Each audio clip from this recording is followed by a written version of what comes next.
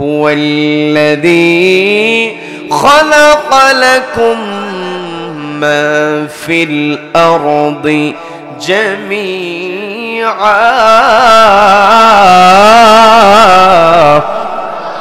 আল্লাহ বলছেন হুয়াল্লাযী, তিনি হলেন সেই মহান সত্তা, খালাকা লাকুম, যিনি তৈরি করেছেন তোমাদের জন্য মা ফিল আরদ, জমিনে যা আছে, জামিআ, তার সবকিছু। তার মানে এই পৃথিবীতে যা যা তৈরি করা হয়েছে সবকিছু রব্বুল আলামিন আমাদের জন্য তৈরি করেছেন। বলেন না সুবহানাল্লাহ। যত সৃষ্টি আছে প্রত্যেকটা সৃষ্টির মধ্যে রব্বুল আলামিন আমাকে আপনাকে শ্রেষ্ঠ সৃষ্টি বানিয়েছেন। বলেন না সুবহানাল্লাহ। আল্লাহ রাব্বুল আলামিন সুন্দর করে জানিয়ে দিচ্ছেন, ওয়ালাকাদ কাররামনা বানি আদম, আদম সন্তানকে আমি সম্মানিত করেছি। এই পৃথিবীতে আমার আপনার সম্মান ততক্ষণ থাকবে যতক্ষণ পর্যন্ত আমি আপনি একটি কিতাবকে মানব। সেই কিতাবের নাম কি? এই আল কোরআন। আমাকে আপনাকে মানতে হবে, এই কোরআন মেনে চলতে হবে। রব্বুল আলামিন আমাকে আপনাকে পৃথিবীতে পাঠালেন। পৃথিবীতে পাঠানোর পরে আমি আপনি কেমন করে চলবো, আমার আপনারা যা যা প্রয়োজন সব প্রয়োজন আল্লাহ মিটাইয়া দিয়েছেন। এত এত নিয়ামত, এত এত নিয়ামত আল্লাহ আমাকে আপনাকে দিয়েছেন। আমি আপনি যদি আল্লাহর নিয়ামতের গণনা শুরু করে দেই, কখনো নিয়ামতের গণনা করে শেষ করতে পারবো না। রব্বুল আলামিন সে কথাটা সুন্দর করে জানিয়ে দিয়ে বলছেন, ওয়া ইন তাউদ্দু নি'মাতাল্লাহি লা তুহসুহা ইন্নাল্লাহা লাগফুরুর রাহিম।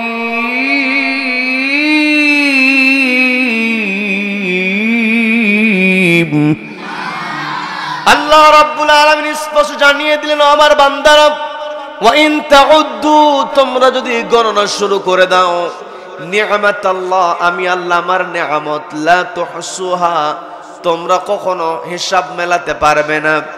বন্ধুগণ, আমি একটা এক্সাম্পল দিব, বিরক্ত হবেন নাকি? বিরক্ত হবেন? আল্লাহ রাব্বুল আলামিন যে আমাকে আপনাকে কত নিয়ামত দিয়েছেন, এই নিয়ামতের শুকরিয়া যদি আমি আপনি আদায় করতে চাই, অবশ্যই কোরআনকে মানতে হবে। একটা নিয়ামতের এক্সাম্পল আপনাদেরকে দেই। এই জায়গাতে আমরা যারা এখন উপস্থিত আছি, আমরা সবাই জীবিত মানুষ। আমাদের শ্বাস প্রশ্বাস চলছে। এই যে শ্বাস প্রশ্বাস চলছে, এই শ্বাস প্রশ্বাস চলার জন্য আমার আপনার দরকার হয় অক্সিজেনের।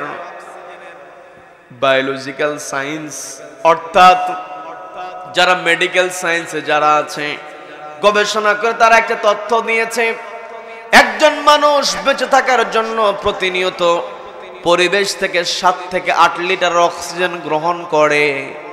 এখন পরিবেশ থেকে যদি আমি আপনি প্রতি মিনিটে 7 থেকে 8 লিটার অক্সিজেন গ্রহণ করি, তাহলে দেখা যায় 24 ঘন্টাতে আমি আপনি প্রত্যেক দিন 10,000 থেকে 11,500 লিটার অক্সিজেন গ্রহণ করি। বলেন না সুবহানাল্লাহ। সবাই একটু চিৎকার দিয়ে বলেন সুবহানাল্লাহ। এই যে আমি আপনি হাজার হাজার লিটার অক্সিজেন গ্রহণ করছি, এই অক্সিজেনের কোনো বিল আমার আপনার দিতে হয় নাকি? কোনো বিল আমি আপনি দেই না। এই যে প্রত্যেক দিন আমি আপনি হাজার হাজার লিটার অক্সিজেন গ্রহণ করছি, এর পুরোটাই যদি আমার আপনার দেহের মধ্যে ঢুকে যায়, আমি আপনি আবার অসুস্থ হয়ে যাব। যার কারণে 10,000 থেকে 11,500 লিটার অক্সিজেন থেকে রব্বুল আলামিন মাত্র 500 লিটার অক্সিজেন সেকে নেওয়ার জন্য যে মেকানিজম দরকার, সে মেকানিজম আমার আপনার দেহের মধ্যে সৃষ্টি করেছেন। বলেন না সুবহানাল্লাহ। এই জায়গায় আমি আপনি বিভিন্ন বয়সের হতে পারি, কারো বয়স 10 বছর, কারো বয়স 50 বছর, কারো বছর 30 বছর, যার যে বয়সই হোক না কেন, যদি শুধু জিজ্ঞাসা করা হয় যেই দিন তোমার মায়ের পেট থেকে তুমি পৃথিবীতে এসেছো, ওই দিন থেকে নিয়ে আজকে পর্যন্ত শুধু অক্সিজেনের হিসাবটা দাও, আমি আপনি দিতে পারবো নাকি? এই যে আল্লাহ রাব্বুল আলামিন আমাকে আপনাকে এত এত সৃষ্টি দিলেন আমার আপনার জন্য, এত এত নিয়ামত রব্বুল আলামিন আমার আপনার জন্য তৈরি করলেন, আমাকে আপনাকে দান করলেন, আমাকে আপনাকে আশরাফুল মাখলুকাত সৃষ্টির সেরা সৃষ্টি বানালেন। এর কারণ আছে না নাই? সবাইকে বলতে হবে, এর কারণ আছে না নাই? খুবই পরিচিত আয়াত, সবাই আমার সঙ্গে পড়েন। ওয়ামা খালাকাতুল জিন্না জিন্না ওয়াল ইনসা ইল্লা লিয়াবুদুন।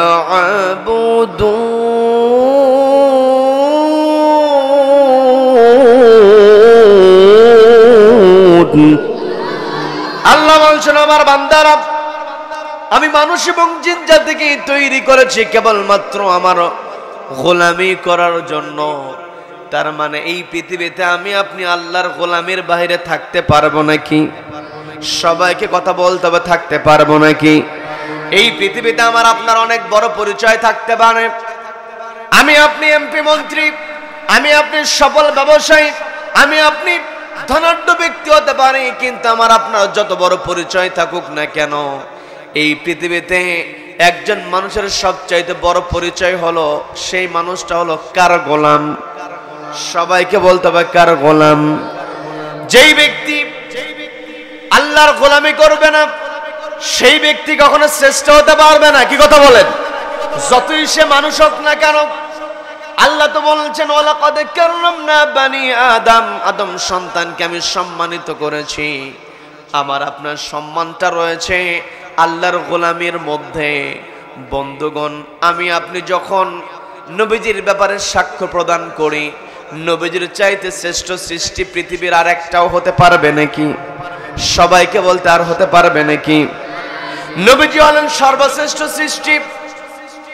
নবীজির ব্যাপারে আমি আপনি যখন সাক্ষ্য প্রদান করে থাকি, একটু সবাই বোঝার চেষ্টা করবেন।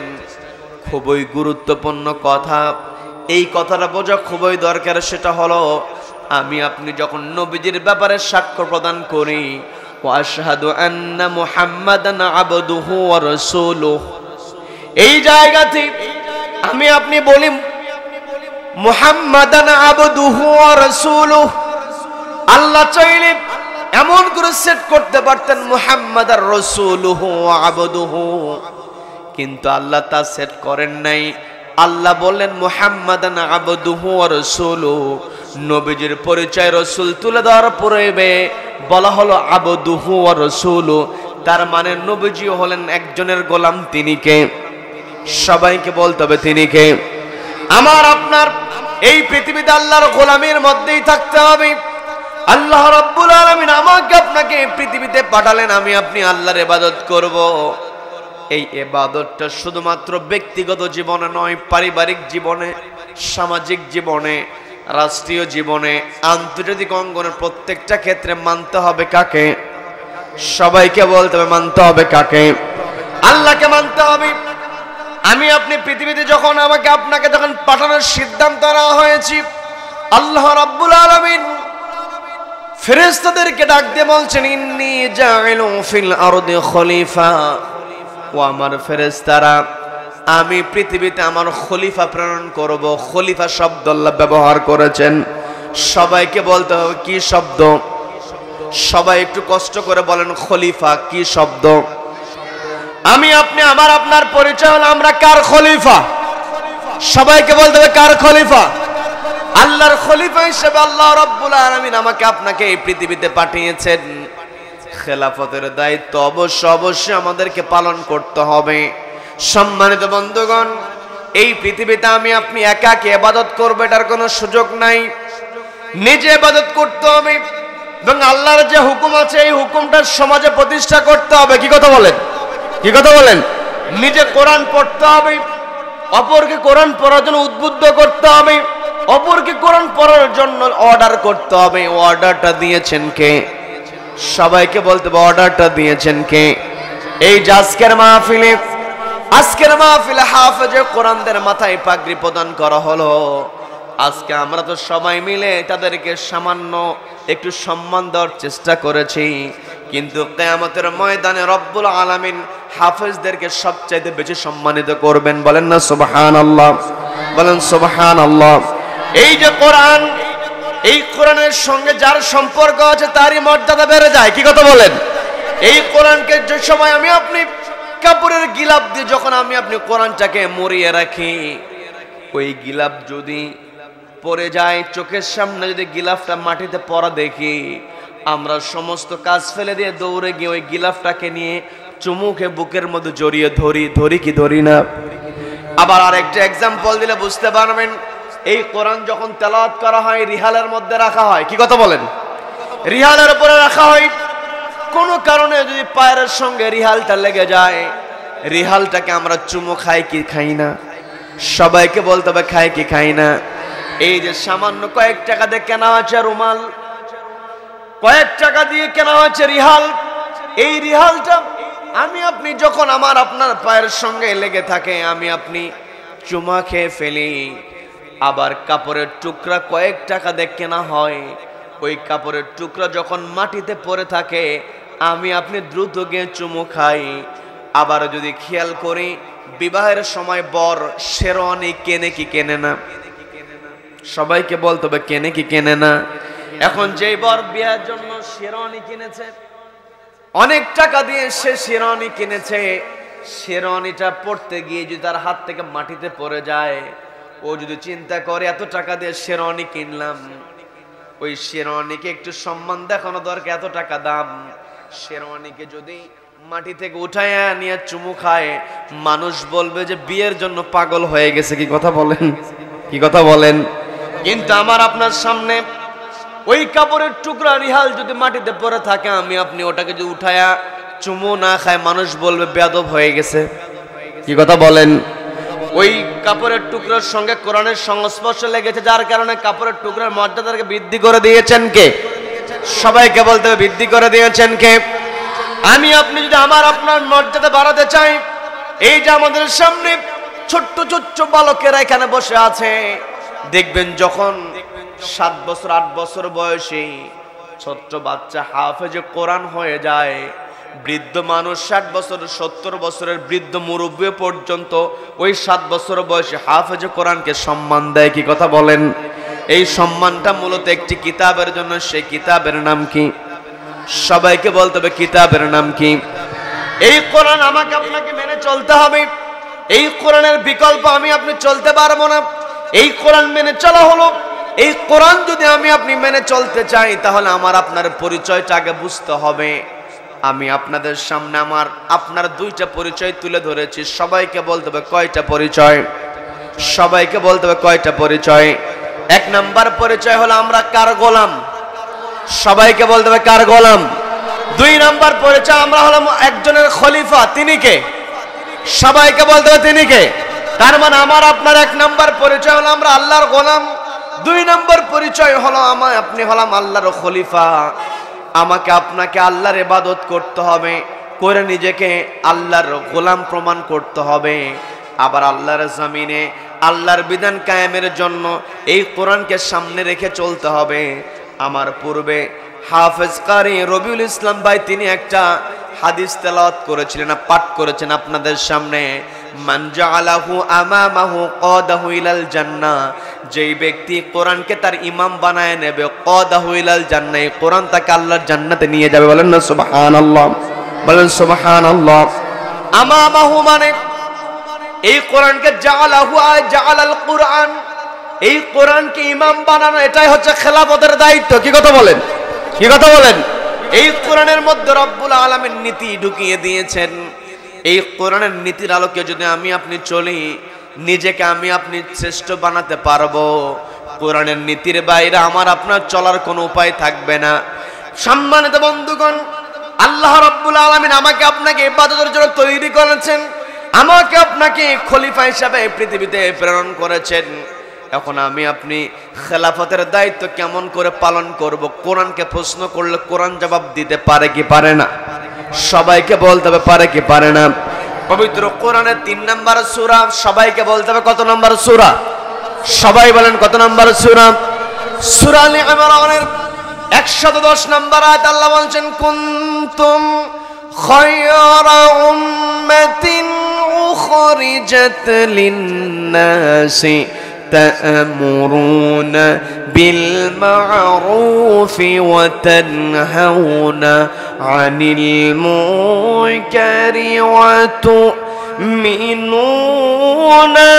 بالله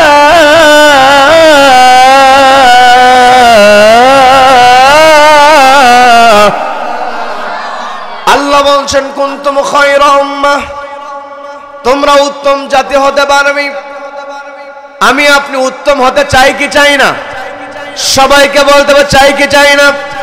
আমি আপনি যদি উত্তম হতে চাই, আল্লাহ বললেন কুনতুম খায়রা উম্মাহ, তোমরা উত্তম জাতি হতে পারবে। উখরিজাত লিন্নাস, তোমাদেরকে বের করা হয়েছে মানুষের তরে, মানুষের জন্য বের করা হয়েছে। তার মানে এই পৃথিবীতে আমি আপনি যদি শ্রেষ্ঠ হতে চাই, অবশ্যই মানুষের জন্য কাজ করতে হবে। অর্ডারটা দিয়েছেন কে? আমি আপনি যখন মানুষের জন্য কাজ করব, আল্লাহ এক নম্বরে বললেন তা'মুরুনা বিল মা'রুফ, তোমাদের দায়িত্ব হলো সৎ কাজের আদেশ দেবে। এখন আমি আপনি যদি সৎ কাজের আদেশ দিতে চাই, নিজেকে সেই কাজ সৎ কাজ করতে হবে কি হবে না? নিজেকে সেই কাজ করতে হবে। তার মানে আল্লাহ এই অর্ডার দিলেন তা'মুরুনা বিল মা'রুফ, তোমরা সৎ কাজের আদেশ দেবে। ওয়া তানহাউনা আনিল মুনকার, অসৎ কাজে বাধা প্রদান করবে। তার মানে নিজেকে ভালো কাজ করতে হবে, অন্যায় কাজ থেকে দূরে সরিয়ে রাখতে হবে। এবং চোখের সামনে যখন অন্যায় সংগঠিত হবে, খারাপ কাজ সংগঠিত হবে, সেখানে বাধা দেওয়ার দরকার আছে না নাই? সবাইকে বলতে বাধা দেওয়ার দরকার আছে না নাই? আমার দেশে অন্যায় কাজ আছে না নাই? আমার দেশে চুরি আছে না নাই? কম না বেশি? আমার দেশে চোর বেশি না মানুষ বেশি? চোর বেশি না মানুষ বেশি? মানুষ বেশিও বলে, চোর বেশিও বলে। এখন কোন দিকে যাব?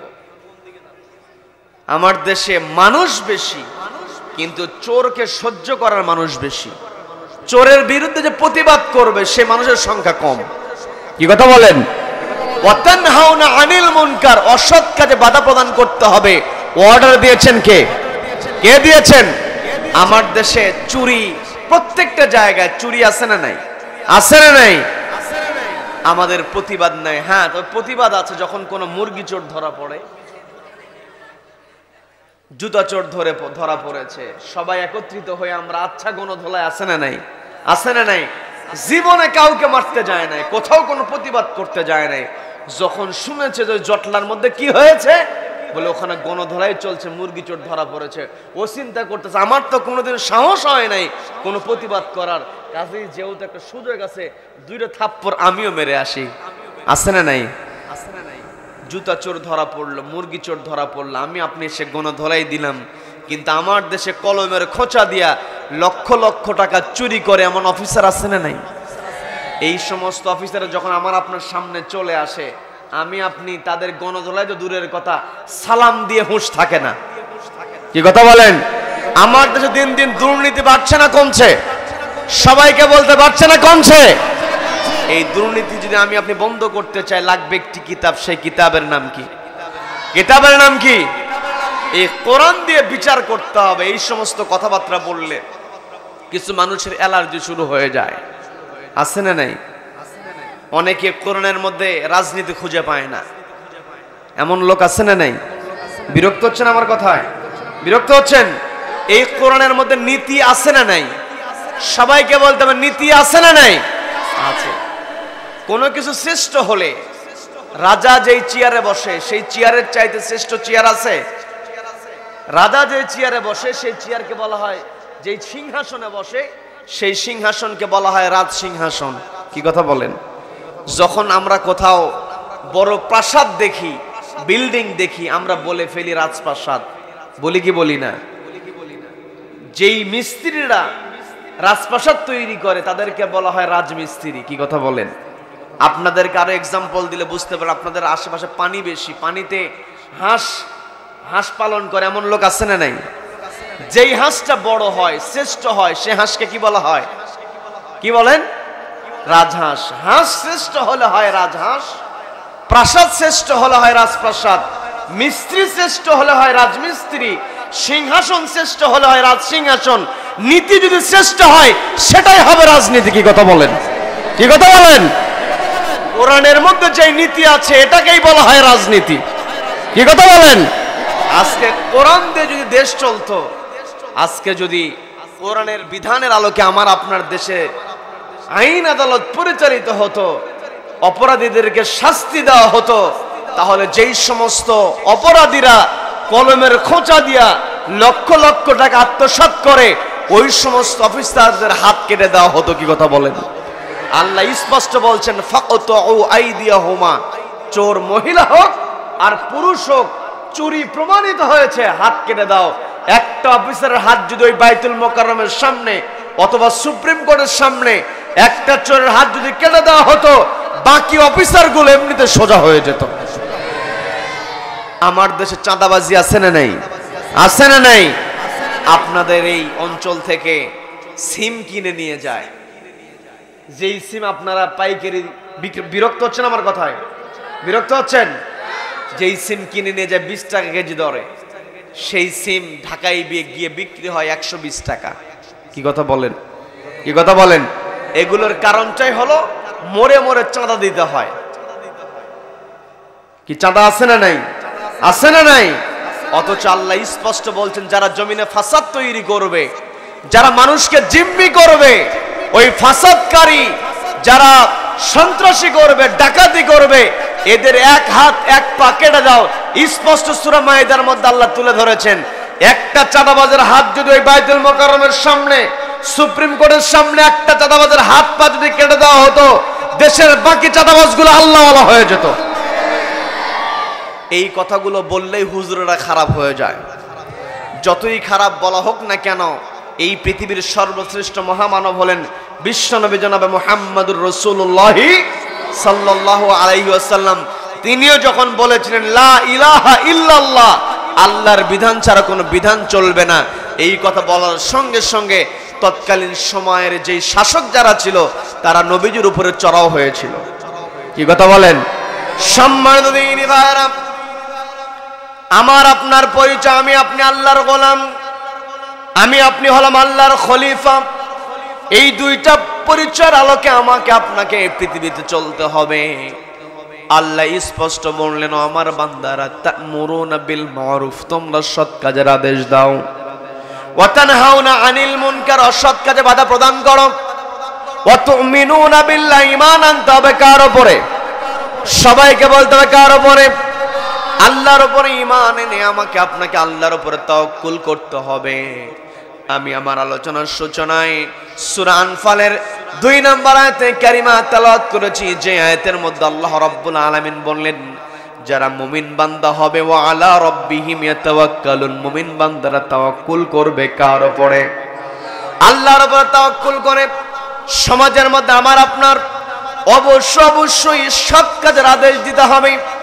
তা'মুরুনা বিল মারুফ, অর্ডার দিয়েছেন কে? সবাইকে বলতে হবে, অর্ডার দিয়েছেন কে? আল্লাহ আমাকে আপনাকে বলছেন তা'মুরুনা বিল মারুফ, তোমরা সৎ কাজের আদেশ দাও।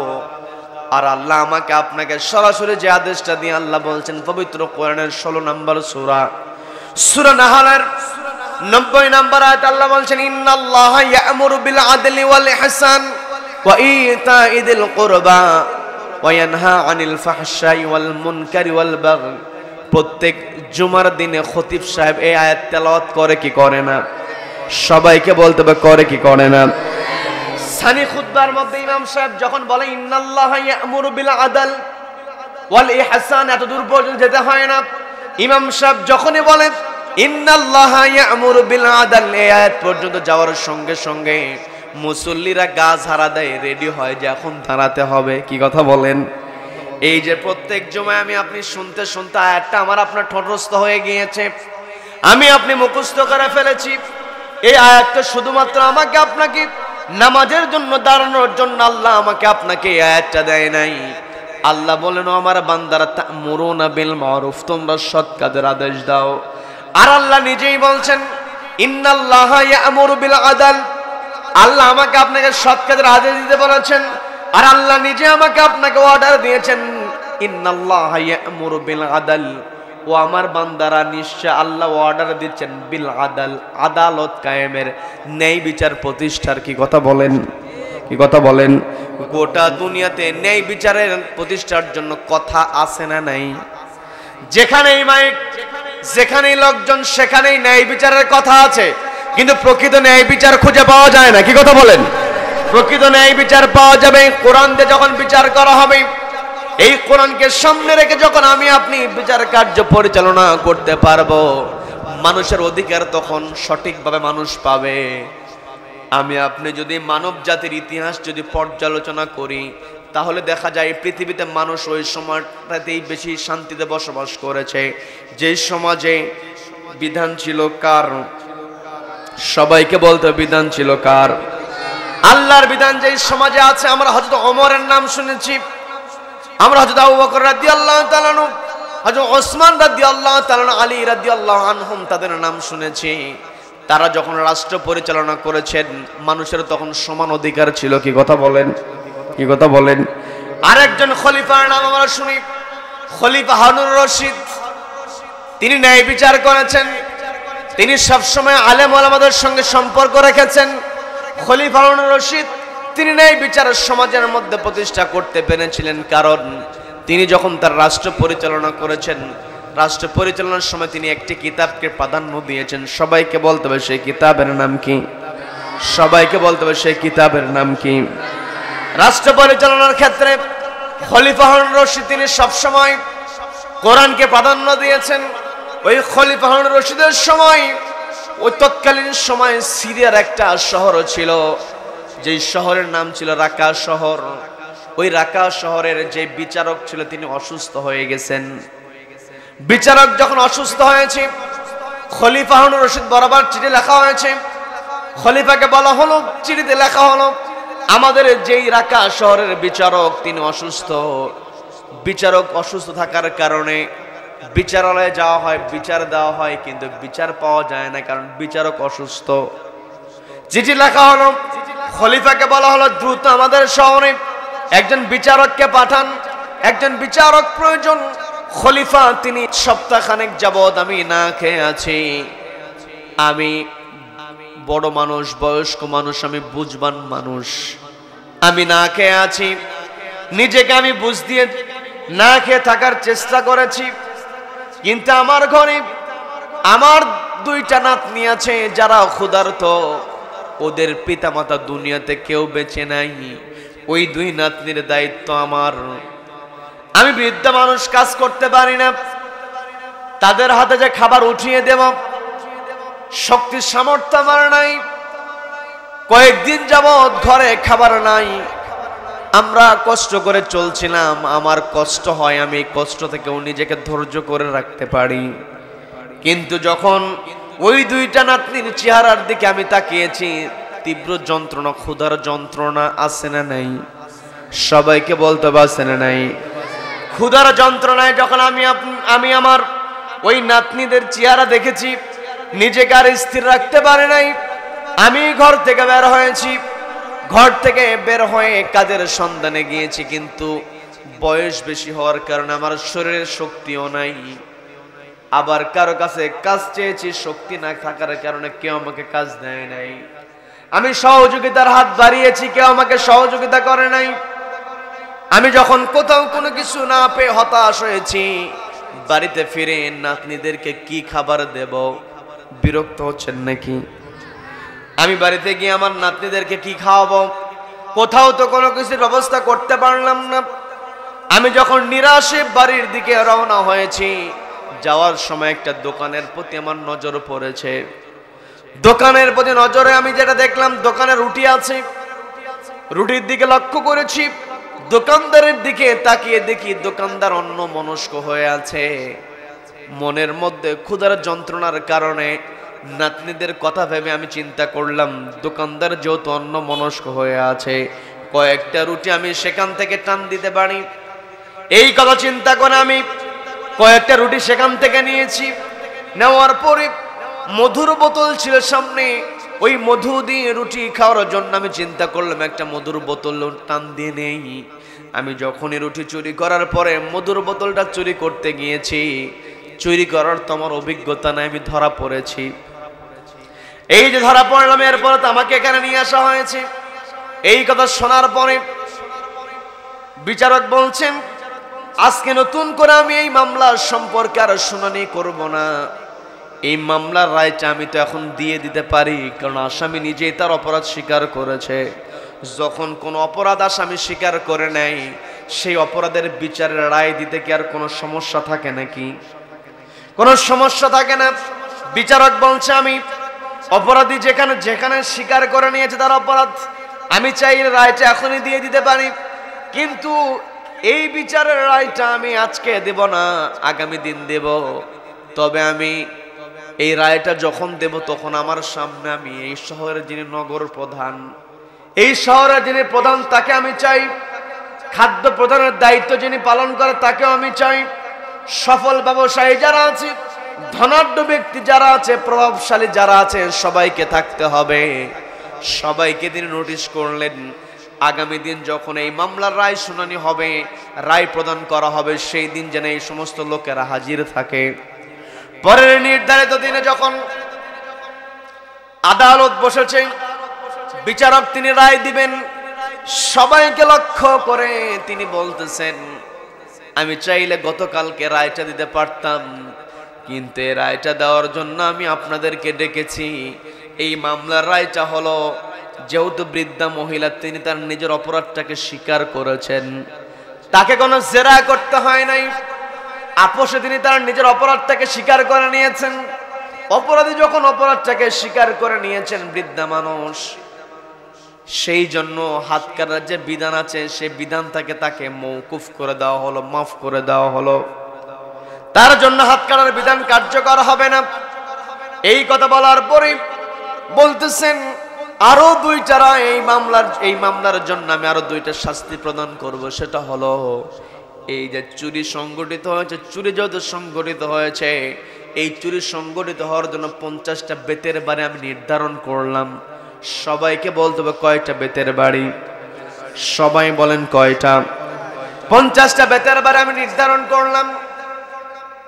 আর এই চুরি সংগঠিত হওয়ার জন্য 500 দিরহাম আমি জরিমানা করলাম। 500 দিরহাম জরিমানা করে 50টা বেতের বাড়ির রায় তিনি ঘোষণা দিয়ে তিনি তার চেয়ার থেকে নেমে এসে বৃদ্ধা মহিলার পাশে দাঁড়ালেন।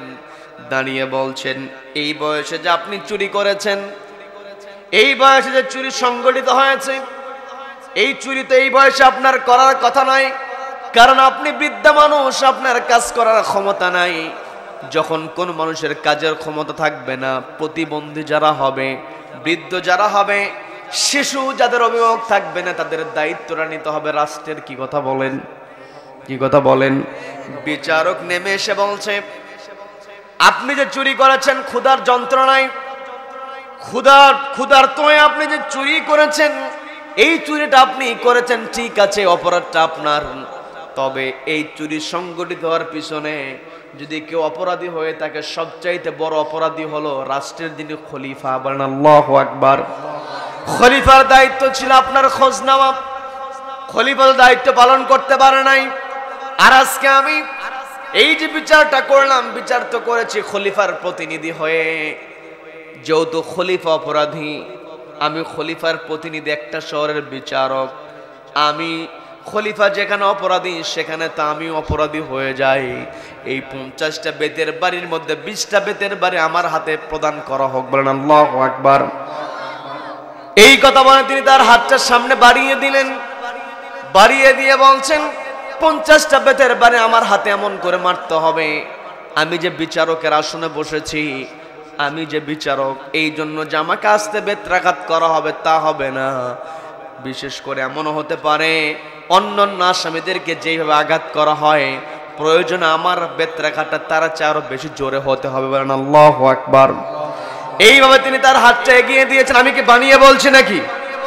ন্যায় বিচারের অর্ডার কে দিয়েছেন? সবাইকে বলতে হবে কে দিয়েছেন। আজকে আমি আপনি পৃথিবীতে সব জায়গাতে অরাজকতা দেখি, পৃথিবীতে সব জায়গাতে বিশৃঙ্খল, একটাই কারণ সমাজের মধ্যে ন্যায় বিচার প্রতিষ্ঠা নাই। কি কথা বলেন? অথচ প্রত্যেক জুমার দিনে খতিব সাহেব তিনি তেলাওয়াত করছেন, ইন্নাল্লাহা ইয়ামুরু বিল আদল, নিশ্চয় আল্লাহ আদালত কায়েমের অর্ডার দিয়েছেন। আমি আপনি যদি শুধুমাত্র খুতবার মধ্যে তেলাওয়াত করি, আল্লাহর অর্ডার মানা হবে না। আল্লাহ যে বলছেন তোমরা ন্যায় বিচার কায়েম করো, সমাজের মধ্যে আমি আপনি যখন ন্যায় বিচার কায়েম করতে যাব, তখনই আমি আপনি আল্লাহর খলিফা হতে পারবো। কি কথা বলেন? আল্লাহর খলিফার দায়িত্ব হিসেবে আমাকে আপনাকে অবশ্যই ন্যায় বিচার করতে হবে। বন্ধুকে আমি যে ঘটনা বলতে নিয়েছিলাম, ওই বিচারক তিনি তার হাতটা এগিয়ে দিলেন। তার হাতে আঘাত করতে করতে হঠাৎ করে তার হাতে এমন জোরে আঘাত করা হয়েছে, হাতটা ফেটে রক্ত বের হয়েছে। যখন হাতটা ফেটে রক্ত বের হয়েছে, তার আশেপাশে যারা ছিল দৌড়ে এসেছে ব্যান্ডেজ করে দেওয়ার জন্য। কাউকে তিনি সামনে আসতে দিলেন না। তার কাছে যে রুমালটা ছিল, রুমালটা তিনি বের করেছেন, বের করে হাতের মধ্যে পেঁচায়া তিনি হাতটা দিয়ে বলছেন, 20টা বেতের বাড়ি এখনো সম্পন্ন হয় নাই, বাকি বেতের বাড়ি দিয়ে তোমরা 20টা সংখ্যা পূর্ণ করে দাও। বলেন আল্লাহু আকবার। এই যে বেতের বাড়ি তিনি হাতের মধ্যে নিয়েছেন, কাকে ভয় করে? সবাইকে বলতে হবে কাকে ভয় করে। ঈমানদার যারা হবে, আল্লাহ সুন্দর করে বলছেন, ইন্নামাল মুমিনুনা আল্লাযীনা ইযা যুকিরাল্লাহু ওয়াজিলাত কুলুবুহুম ওয়া ইযা তুলিয়াত আলাইহিম আয়াতুহু যাদাতুহুম ঈমানান ওয়া আলা রাব্বিহিম ইয়াতাওয়াক্কালুন।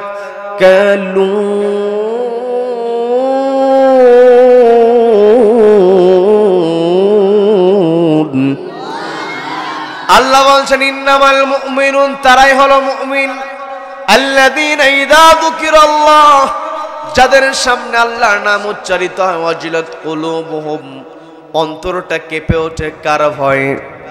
সবাইকে বলতে হবে কার ভয়ে? ওই যে বিচারক, তার অন্তর আল্লাহর ভয় ছিল, যার কারণে তিনি তার হাতটা প্রদান করেছেন।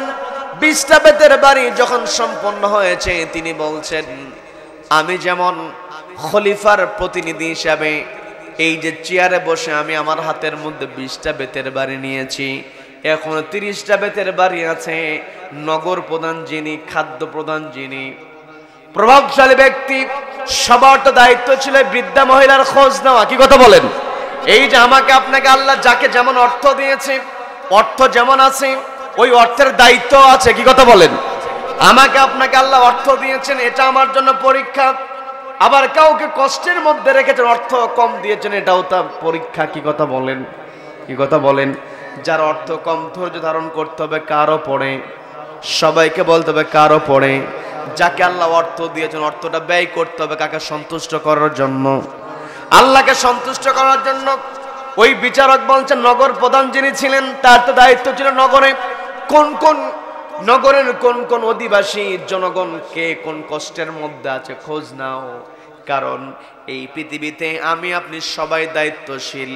আমার আপনার দায়িত্বের ব্যাপারে প্রশ্ন করবেন কে?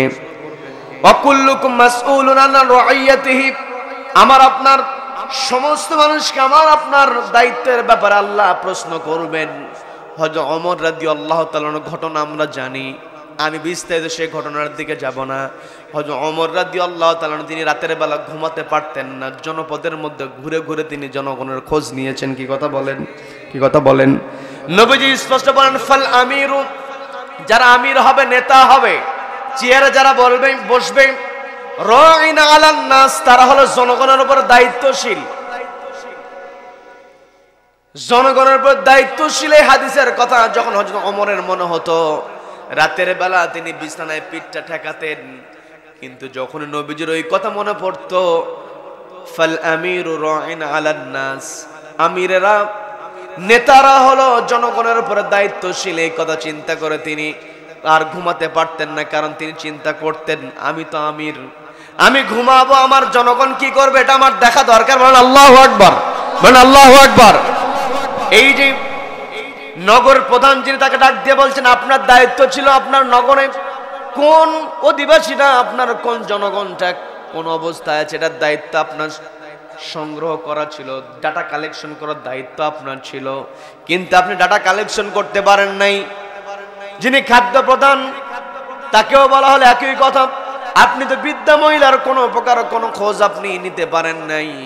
এই যে বৃদ্ধা মহিলা কষ্টের মধ্যে পড়েছে, তার ছোট্ট ছোট্ট নাতনি তারাও কষ্ট করেছে, আপনি তো এদের খোঁজ নিতে পারেন নাই।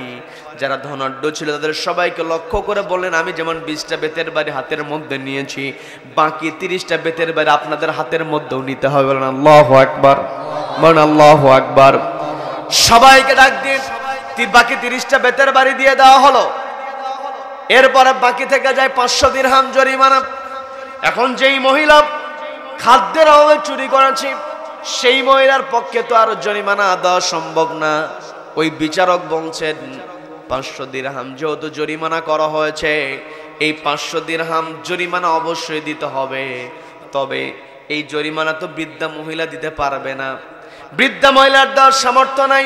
এই 500 দিরহাম আমি জরিমানা করেছি, এই 500 দিরহামের মধ্য থেকে 100 দিরহাম রাষ্ট্রীয় কোষাগারে জমা করতে হবে, কারণ আদালত পরিচালনার জন্য কর্মচারীদের বেতনের দরকার আছে না নেই। তিনি বললেন এই 500 দিরহামের মধ্যে 100 দিরহাম রাষ্ট্রীয় কোষাগারে জমা হবে, এই 100 দিরহামের দায়িত্ব আমি নিজে নিয়ে নিলাম। আর বাকি যেই 400 দিরহাম আছে, 400 দিরহাম পূরণের জন্য কাউকে তিনি 10 দিরহাম, কাউকে 20 দিরহাম, কাউকে 30 দিরহাম করে তিনি আলাদা আলাদা করে বন্টন করে দিয়ে 400 দিরহামের ব্যবস্থা তিনি করলেন। 400 দিরহাম যখন ব্যবস্থা হয়ে গেল, ওই বিচারক বলছেন 400 দিরহামের মধ্যে 20 দিরহাম চলে যাবে দোকানদারের কাছে, কারণ দোকানদারের পণ্য চুরি করা হয়েছে, দোকানদারের ব্যবসায় লস হয়েছে, দোকানদারকে জরিমানা দেওয়া হলো 20 দিরহাম। সবাইকে বলতে হবে কত দিরহাম, সবাই বলেন 20 দিরহাম। যখন তার জরিমানা দিয়ে দেওয়ার পরে 380 দিরহাম থেকে গেল, ওই বিচারক বলছেন এই 380 দিরহাম আর কোথাও যাবে না, 380 দিরহাম দিতে হবে এই বৃদ্ধা মহিলাকে, যাতে করে বৃদ্ধা মহিলা তার নাতনিদেরকে নিয়ে আগামী 1 মাস তার পরিবারটাকে চালাতে পারে। বলেন আল্লাহু আকবার, বলেন আল্লাহু আকবার। 380 দিরহাম বৃদ্ধা মহিলার হাতে উঠিয়ে দেওয়ার পরে ওই বিচারক গিয়ে বৃদ্ধা মহিলাকে বলছেন, মা এই যে আমি রাকা শহরের চেয়ারে বসেছি, আপনি তো এই শহরের বাসিন্দা, আমার দায়িত্ব ছিল আপনার খোঁজ নেওয়া, তা আপনার খোঁজ নিতে পারি নাই। আপনি যে ক্ষুধার যন্ত্রণায় ছটফট করেছেন, আপনার কষ্ট হয়েছে। মালিক ইয়াউমিদ্দিন নামাজের মধ্যে সূরা ফাতিহার মধ্যে এই আয়াত আছে না নাই? সবাইকে বলতে হবে এই আয়াত আছে না নাই? মালিক ইয়াউমিদ্দিন, আমি আপনি যদি আল্লাহকে ভয় করি, গোটা কোরআনের মধ্যে শুধুমাত্র এই আয়াতটা আমার আপনার জন্য যথেষ্ট হয়ে যাবে। আল্লাহু আকবার, বলেন আল্লাহু আকবার। মালিক ইয়াউমিদ্দিন, এই আয়াতের মধ্যে আমি আপনি যেই মেসেজটা পাই সেটা হলো আল্লাহ হলেন ওই দিনের মালিক, কিয়ামতের দিবসের মালিক, অর্থাৎ যেই দিন বিচার করবেন কে? সবাইকে বলতে বিচার করবেন কে? ওই বিচারের মধ্যে কোনো প্রকার কারচুপি করার কোনো সুযোগ আছে নাকি? দুর্নীতি করার সুযোগ আছে নাকি? মালিক ইয়াউমিদ্দিন, বিচার দিবসে তো আল্লাহ বিচার করবেন। আজকে আমি রাকা শহরের চেয়ারে বসে আপনার বিচার করেছি, আপনার রায়টা আমি দিয়েছি, কিন্তু মালিক ইয়াউমিদ্দিন যেই দিন আল্লাহ সবার বিচারক হয়ে কিয়ামতের ময়দানে দাঁড়াবেন, এই যে আপনি কষ্ট করেছেন বিচারক হিসাবে আমি আপনার খোঁজ নিতে পারি নাই, এই অভিযোগ যদি আপনি আল্লাহর কাছে দায়ের করেন, আমি তো এক কদম সামনে আগাতে পারবো না। বলেন আল্লাহু আকবার। এই কথা বলেন বৃদ্ধা মহিলার কাছে। বৃদ্ধা মহিলার কাছে বিচারক ক্ষমা চাইলেন, বললেন বিচারক হিসেবে আমার যে খোঁজ নেওয়ার দায়িত্ব ছিল, আমি দায়িত্বটা পালন করতে পারি না, আপনার কাছে অনুরোধ, আপনার কাছে আমি ক্ষমা চাই, আপনি যেন কিয়ামতের দিনে আমার ব্যাপারে আল্লাহর কাছে কোনো অভিযোগ না করেন।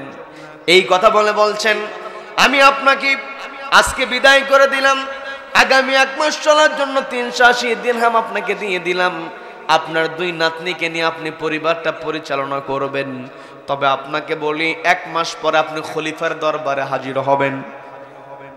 আপনাকে তো আমি 1 মাসের সিদ্ধান্ত দিয়েছি, আপনি খলিফার দরবারে 1 মাস পরে আপনার 2 জন নাতনিকে নিয়ে আপনি খলিফার দরবারে হাজির হয়ে যাবেন। ওই দিন দেখি আপনার জন্য কোনো ব্যবস্থা হয় কিনা। এই কথা বলে বৃদ্ধা মহিলাকে তিনি বিদায় করে দিলেন। 1 মাস যখন সম্পন্ন হয়ে গেছে, বৃদ্ধা মহিলা তার 2 নাতনিকে নিয়ে খলিফার দরবারে হাজির হয়ে গেল। খলিফার দরবারে হাজির হয়ে তিনি লক্ষ্য করে দেখলেন খলিফার চেয়ারে যিনি বসে আছেন, ওই ব্যক্তিকে দেখার সঙ্গে সঙ্গে তিনি চমকে উঠেছেন। খলিফার চেয়ারে যিনি বসে আছেন তিনি আর কেউ নয়, ওই যে 1 মাস পূর্বে বিচারকের আসনে বসে যিনি হাতের মধ্যে 20টা বেতের বাড়ি নিয়েছিলেন, তিনি ওই চেয়ারে বসে আছেন। বলেন আল্লাহু আকবার, বলেন আল্লাহু আকবার। ওই যে খলিফার কাছে চিঠি লেখা হয়েছিল, খলিফার কাছে চিঠি লেখা হয়েছিল আমাদের শহরে বিচারক নাই। ওই সময় খলিফা তিনি চিন্তা করলেন যেহেতু বিচারক নাই, আমি নিজেই গিয়ে ওই শহরের খবরটা নেই, কারণ একজন খলিফা তার গোটা রাজত্বের জন্য জবাব দিতে হবে কার কাছে? সবাইকে বলতে হবে কার কাছে? আল্লাহর কাছে জবাব দিতে হবে। তিনি ওই সময় পরিকল্পনা করে নিজের পরিচয়টা তিনি গোপন করেছিলেন। পরিচয়টা গোপন করে তিনি রাকা শহরের চেয়ারে বসে বিচার করেছিলেন দেশের মধ্যে ন্যায় বিচার আছে কিনা এটা পরীক্ষা করার জন্য। এই পরীক্ষাটা তিনি করেছিলেন মূলত কার ভয়ে? সবাইকে বলতে হবে কার ভয়ে? তার মানে আমি আপনি যদি আল্লাহর কাছে সন্তুষ্ট অর্জন করতে চাই, সবার আগে অন্তরে আল্লাহর ভয় থাকতে হবে। কি কথা বলেন? কি কথা বলেন? সম্মানিত দিনী ভাইরা, যখনই ওই বৃদ্ধা মহিলা খলিফার চেয়ারে 1 মাস পূর্বে ওই বিচার করা রাকা শহরের বিচারককে দেখতে পেলেন, তিনি একটু চমকে উঠলেন। ওই বৃদ্ধা মহিলাকে দেখার সঙ্গে সঙ্গে খলিফা তো চিনতে পেরেছেন, দৌড়ে চলে আসলেন বৃদ্ধা মহিলার কাছে। বৃদ্ধা মহিলার পাশে দাঁড়ালেন। বৃদ্ধা মহিলার পাশে দাঁড়িয়ে বলছেন, আপনি আমাকে দেখে চমকে উঠেছেন। চমকানোর কিছু নাই, আমি ওই দিন রাকা শহরের বিচারক হিসেবে আপনার সামনে দাঁড়িয়েছিলাম, বিচার করেছি। ওই দিন আমি আমার পরিচয়টা গোপন করে আমার শহরের বিচারটাকে টেস্ট করার জন্য আমি বিচারকের আসনে বসেছিলাম। ওই দিন তো আমি আপনার কাছে ক্ষমা চেয়েছিলাম রাকা শহরের বিচারক হিসাবে। আমি ওই দিন খলিফা হিসাবে আপনার কাছে আমি ক্ষমা চাই নাই। আমি আপনাকে ডেকে পাঠিয়েছি, সঙ্গে আপনার নাতনিদেরকে আসতে বলেছি। কারণটা হলো আপনার নাতনিরা হলো ছোট মানুষ, অনাথ, পিতামাতা নাই। আপনি বৃদ্ধ মানুষ, আমি তো খলিফা। আমার দায়িত্ব হলো আমার জনগণ কেমন আছে এই খোঁজ আমাকে নিতে হবে। কার ভয়ে? সবাইকে বলতে হবে কার ভয়ে? যখন কোন মানুষ বার্ধক্য উপনীত হয়ে যায়, ওই বৃদ্ধ মানুষকে রাষ্ট্রীয়ভাবে তাকে দেখাশোনার দায়িত্ব শুধুমাত্র ওই রাষ্ট্রের যিনি তার চেয়ারে বসে থাকবে তাদেরকে দায়িত্ব দেওয়া হয়। আবার যারা রাষ্ট্রের নাগরিক হবে তারা চেয়ারে কাদেরকে বসাতে হবে, কাদেরকে বসানো দরকার, এই দায়িত্বটা আমার আপনার উপরে আছে না নাই? সবাইকে বলতে হবে আছে না নাই? আছে না নাই? তার মানে আমি আলোচনা শুরু করেছিলাম আমরা কার গোলাম? সবাইকে বলতে হবে কার গোলাম? আল্লাহর গোলাম। আমরা আল্লাহর গোলামি করব। আবার আমাদের আরেকটা পরিচয়ের কথা বলেছিলাম, আমরা হচ্ছে খলিফা। কার খলিফা? আল্লাহর খলিফা। আল্লাহর যে বিধান আছে এই বিধানটাকে বাস্তবায়ন করতে হবে নিজের ব্যক্তিগত জীবনে, পারিবারিক জীবনে, সামাজিক জীবনে, রাষ্ট্রীয় জীবনে। প্রত্যেকটা জায়গায় যখন আল্লাহর বিধান বাস্তবায়িত হবে তবেই এই পৃথিবীতে শান্তি আসবে। পৃথিবীতে আমি আপনি শান্তিতে থাকতে পারবো, আখিরাতে আমি আপনি মুক্তি পাবো। এর জন্য দরকার হলো আল্লাহর বিধান। কি কথা বলেন? কি কথা বলেন? আল্লাহর বিধানের জন্য আমাকে আপনাকে চলতে হবে। আমি যে ঘটনা বলতে নিয়েছিলাম ঘটনাটা শেষ করি। সেটা হলো বৃদ্ধা মহিলাকে বললেন, আপনার নাতনিদেরকে নিয়ে এসেছেন, তারাও তো কষ্ট করেছে। আগামী মাস থেকে এই রাষ্ট্রীয় কোষাগার থেকে আপনার জন্য ভাতা নির্ধারণ করে দেওয়া হলো। আমার দেশেও কিন্তু গরিব মানুষের জন্য, বৃদ্ধ যারা হয়, বৃদ্ধা যারা হয়, তাদের জন্য ভাতার সিস্টেম আছে না নাই? আছে না নাই? বয়স্ক ভাতা দেওয়া হয়, কিন্তু কষ্টের সঙ্গে কথাগুলো বলতে হয়। এই বয়স্ক ভাতাগুলো বেছে বেছে দেওয়া হয় ওদেরকে যারা তেল দিতে পারে। কি কথা বলেন? এমনও ঘটনা আছে, শক্তি আছে, সামর্থ্য আছে, পরিবারের খরচ চালানোর অর্থ আছে, এরপরও গরিব মানুষকে ভাতা না দিয়া সামর্থ্যবানকে ভাতা দেয় একমাত্র নিজের দল করার কারণে। কি কথা বলেন? আবার এই ভাতা নেওয়ার জন্য বয়স্ক ভাতা কেমন করে পাবে? অমুক নেতাকে কিছু টাকা দাও, অমুক নেতাকে কিছু টাকা দাও, দিতে দিতে বয়স্ক ভাতা যেই মহিলাটা হোক, যেই পুরুষ হোক, বৃদ্ধ মানুষ, বৃদ্ধা মহিলা যেই পাক না কেন, ওই বয়স্ক ভাতার অর্ধেকই নাই হয়ে যায়। কি কথা বলেন? আজকে আমার আপনার দেশে আল্লাহ আমাকে আপনাকে স্পষ্ট বলছেন, তা'মুরুনা বিল মা'রুফ, তোমরা সৎ কাজের আদেশ দাও, ওয়া তানহাউনা আনিল মুনকার, অসৎ কাজে বাধা প্রদান করো। আজকে আমি আপনি মনে করি একাকী ইবাদত করে আমি আপনি পার পেয়ে যাব। নামাজ পড়লাম, রোজা করলাম, হজ করলাম, যাকাত দিলাম, কোরআন তেলাওয়াত করলাম, সকাল সন্ধ্যা জিকির করলাম, পার পাওয়ার কোনো উপায় নাই। স্পষ্ট কথা বলে আমার কথা বিরক্ত হচ্ছেন? বিরক্ত হচ্ছেন? নবীজিকে যখন বলা হয়েছিল, আব্দুল্লাহর পুত্র মুহাম্মদ তুমি কি চাও সাল্লাল্লাহু আলাইহি ওয়াসাল্লাম, তুমি কি চাও? তোমাকে অর্থ দেওয়া হবে, তোমাকে বাড়ি দেওয়া হবে, তোমাকে নারী দেওয়া হবে, সবকিছু তোমাকে দেওয়া হবে, তবে কথা হলো তুমি আমাদের বিরুদ্ধে কোনো কথা বলবা না। নবীজি সেটা শুনেছিলেন? নবীজি একাকী ইবাদত করে যে পার পাওয়া যেত, নবীজি একাকী ইবাদত করতেন, নবীজি একাকী ইবাদত করে ক্ষান্ত হতেন, কিন্তু একাকী ইবাদত করে পার পাওয়ার কোনো উপায় নাই। যদি একাকী ইবাদত করে পাওয়ার পর সুযোগ থাকতো, নবীজিকে মক্কা থেকে মদিনায় হিজরত করতে হতো না। কি কথা বলেন? নবীজিকে দান দান মোবারক শহীদ করতে হতো না। কি কথা বলেন? আমার কথা বুঝতে কষ্ট হচ্ছে আপনাদের? ইমাম হোসেন রাদিয়াল্লাহু তাআলা আনহুর নাম খুতবার মধ্যে আছে না নাই? ইমাম সাহেব প্রত্যেক জুমায় তিনি বলেন, ও সাইয়্যিদুশ শাবাবি আহলিল জান্নাহ আল হাসান ওয়াল হুসাইন। উচ্চারণ নাম আছে না নাই? আছে। হোসেন রাদিয়াল্লাহু তাআলার ঘটনা তো আমরা সবাই কম বেশি জানি। ইমাম হোসাইনকেও বলা হয়েছিল ওই কারবালার প্রান্তরে, ইমাম হোসাইনকে বলা হয়েছিল ওই পাপিষ্ঠ ইয়াজিদের যারা চালা চামুন্ডা ছিল তারা বলেছিল, হোসাইন তুমি যেখানেই থাকো তোমাকে সুবিধা দেওয়া হবে, তুমি তোমার মতো ইবাদত করো, তোমাকে সর্বাত্মক সহযোগিতা করা হবে, তবে শর্ত হলো তুমি ইয়াজিদের বিরুদ্ধে কোনো কথা বলবে না। ইমাম হোসাইন স্পষ্ট বলেছিলেন, ওয়াতানহাউনা আনিল মুনকার, অসৎ কাজে বাধা প্রদানের অর্ডার আমাকে আপনাকে দিয়েছেন কে? সবাইকে বলতে হবে কে দিয়েছেন? ইমাম হোসাইন বলেছেন, যতদিন পর্যন্ত আমার দেহে প্রাণ আছে, আমার শরীরে রক্ত আছে, আমি ততদিন পর্যন্ত অন্যায়ের বিরুদ্ধে কথা বলবো। এটাই হচ্ছে খেলাফতের দায়িত্ব। কি কথা বলেন? আমি আপনি নিজেকে মনে করি আমাকে আপনাকে আল্লাহ শ্রেষ্ঠ সৃষ্টি মানুষ বানিয়েছেন, অবশ্যই আমরা এটা কৃতজ্ঞতা আদায় করব। আমাকে আপনাকে ইবাদতের জন্য তৈরি করা হয়েছে, আমি আপনি ইবাদত করব, কিন্তু সেই ইবাদত শুধুমাত্র ব্যক্তিগত জীবনে নয়, পারিবারিক জীবনে, সামাজিক জীবনে, রাষ্ট্রীয় জীবনে, প্রত্যেকটা জায়গায় আল্লাহর ইবাদত করতে হবে। কি কথা বলেন? আমি আপনি যখন ব্যবসায়ী চলে যাব, সেখানে ইবাদত করার সিস্টেম আছে না নাই? আছে না নাই? আল্লাহকে ভয় করে যে ব্যবসাটাকে সঠিকভাবে করবে, ওই ব্যবসায় তার জন্য ইবাদত হয়ে যাবে। কি কথা বলেন? এই যে হাফেজে কোরআন, এখানে অনেক হাফেজে কোরআন বসে আছে, তাদের ওস্তাদ যারা আছে তারা দায়িত্ব পালন করেছে বলেই আজকে এতগুলো ছাত্র তারা পাগড়ি নিয়েছে। একটা প্রতিষ্ঠান থেকে এতগুলো ছাত্র পাগড়ি নেওয়া, এটা কিন্তু চারটিখানি কথা নয়, সারা দেশে আমরা ঘুরে বেড়াই। আপনারা তো বড় সৌভাগ্যবান, বলে আলহামদুলিল্লাহ, বলে আলহামদুলিল্লাহ। এত সুন্দর সিস্টেম, এত সুন্দর এই যে হাফেজে কোরআন এরা হয়েছে, এদের শিক্ষকেরা যথাযথ দায়িত্ব পালন করেছে। কি কথা বলেন? কি কথা বলেছেন? তার মানে প্রত্যেকটা জায়গায় আমাকে আপনাকে দায়িত্ব পালন করতে, যার যেখানে দায়িত্ব, ওই দায়িত্ব পালনের সময় ভয় করতে হবে কাকে? কাকে ভয় করতে হবে? আল্লাহকে ভয় করতে হবে। আমি আপনি আল্লাহর ইবাদত করব, আল্লাহর ইবাদত ব্যক্তিগত জীবনে করতে হবে। যেখানেই আমাকে আপনাকে আল্লাহ সুযোগ দিয়েছেন, তা'মুরুনা বিল মা'রুফ, সৎ কাজের আদেশ দিতে হবে, ওয়া তানহাউনা আনিল মুনকার, অসৎ কাজে বাধা প্রদান করতে হবে। আমার আপনার যে পরিচয়, আমার আপনার যে আসল পরিচয়, আমার আপনার পরিচয়টা কি? আল্লাহ তো বললেন, ইন্নী জাইলুন ফিল আরদি খলিফা, ফেরেশতাদেরকে ডাক দিয়ে বলেন আমি জমিনে আমার খলিফা প্রেরণ করব।